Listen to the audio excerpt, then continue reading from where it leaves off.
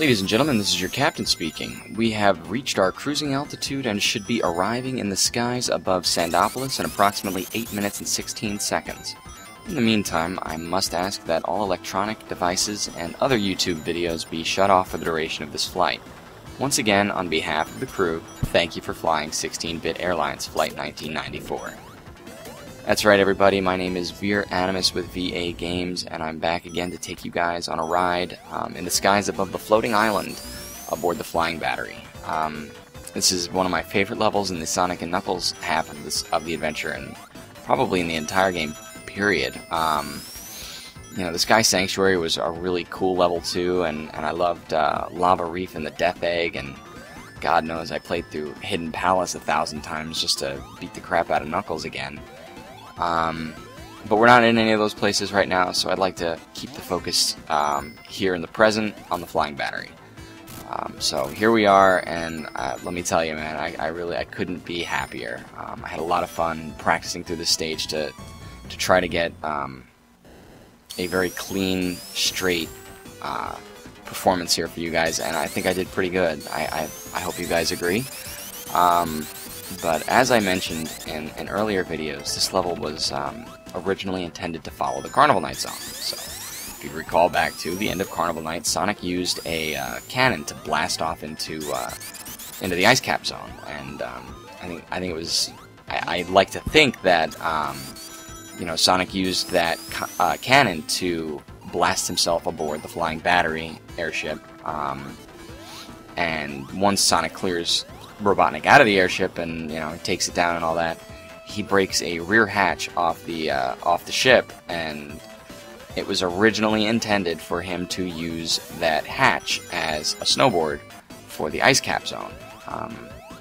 C'est la vie, it wasn't meant to be. They took that out and moved Flying Battery back a bit, but we did get to witness what that might have looked like in 3D. If you ever played Sonic Adventure 2, in the very beginning of the game, Sonic's arrested. No, I'm not going to give too much away on that, just in case you haven't played it, but Sonic is arrested and he escapes police captivity in the very beginning of the game by breaking off a hatch of the ship and using it as a snowboard to kind of scrape down the streets of a city in the city escape stage. So I thought that was an interesting piece of information to keep in mind in case you ever go back and explore that.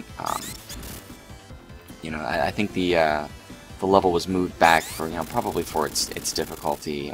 There were some pretty challenging platforming challenges and some environmental hazards that made this a little bit too difficult, I guess, to follow Carnival Night. Perhaps that's the way they saw it. Anyway, we are at the end of Act 1 now, and that's a shame because my favorite music is Act 1, and there's a really, really amazing remix for the Act 1 Flying Battery song on Overclocked Remix. It's called Catapult, and I'm going to be leaving a link in the description for you guys because I strongly recommend anybody to go take a look at that. It's actually not only my ringtone but my alarm, so that's what I wake up to every morning, and it's really cool. So definitely, take your time out to take a look at that, either during or even after the video. It doesn't matter. Definitely check it out though. Now, I'm sure you've noticed by now, but I'm trying to show you guys where the special rings are in the stage. I know I collected all of the Super Emeralds in the last video in what was a less than expertly handled Mushroom Hill run, but I decided to try to treat you guys to the locations of there's 4 very well hidden giant rings in this level. You need to pay really close attention because they're off the beaten path, and without knowing where they are ahead of time, it is very easy to breeze right past them. As a matter of fact, a long time ago in a galaxy far away, when I used to play this game, I used to believe that there weren't any giant rings in this stage at all. So if you were one of those gamers that happened to find these rings without the use of any kind of guide or video or long-defunct 1-900 tip lines, pat yourself on the back because that was quite an achievement. So we are coming up on that last ring, and we're coming up on the end of the stage. So I kind of wanted to tell you guys, share a little story. When I was a kid, I used to eat a lot of Quaker instant oatmeal, and this was, you know, shortly after Sonic was released, and I think it was probably Sonic 3's release, and Quaker had put out this advertisement for a Sonic watch that you could get if you sent in, you know, I think it was like 40 proof purchases and like maybe $5 or something like that. It was something cheap, but I mean, it was a big achievement for me. I remember eating nothing but maple and brown sugar and cinnamon spice Quaker instant oatmeal. I probably had nothing else to eat for a period of a month or longer before I got my watch, and absolutely worth it. I was sick of the stuff for years after that, but I wish I still had my watch. I wish I wasn't such a little kid when I had it, because that would have, you know, it would have been a nice little trinket to have kept with me. But anyway, we are on the boss right now, and he's really easy. He's a self-defeating boss. It's just a matter of getting out of the way of that beam using your little spin dash. As you can see, I decided to kind of show you guys Hypersonic now.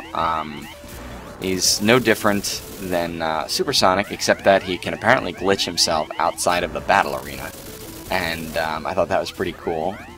But you will find that if you run around with Hypersonic long enough, you're going to do something to glitch the game out and probably get yourself killed. I've gotten myself crushed a lot. I've gone through floors, walls, all sorts of stuff just to get yourself killed. And it's very easy to do. So you're actually more susceptible to death running with Hypersonic, who's supposed to be invincible, as opposed to just playing the game normally.